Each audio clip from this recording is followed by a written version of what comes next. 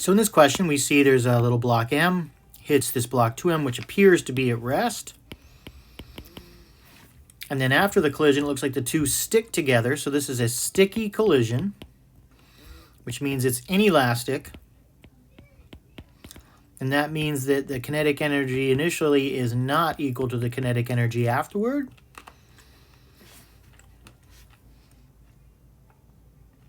So we have the block sliding across the horizontal surface where the friction is negligible, collides with Y. It's initially at rest, which we suspected. Both blocks slide together. So it's exactly what we saw from the picture. What is the kinetic energy of the two-block system before the collision? So the first thing we've already taken note of is that the kinetic energy is not conserved. So what we do have governing this, though, is the law of conservation of momentum. And so beforehand, we have mv, and afterward, we have 3m vs.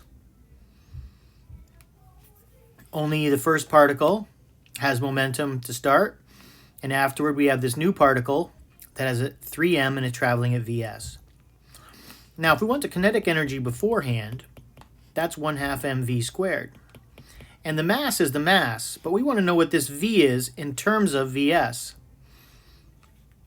So v then is 3mvs, dividing both sides by m. So v is 3vs.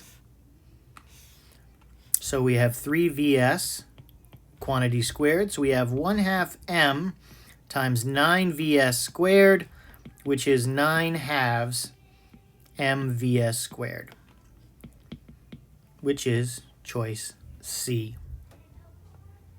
Choice B would be the case if kinetic energy were conserved. Because if we said that the kinetic energy initial equals the kinetic energy final, then the initial kinetic energy would just be 1/2 3m vs squared, which it's not. Kinetic energy is not conserved. So that's why we have choice C and why it's not choice B.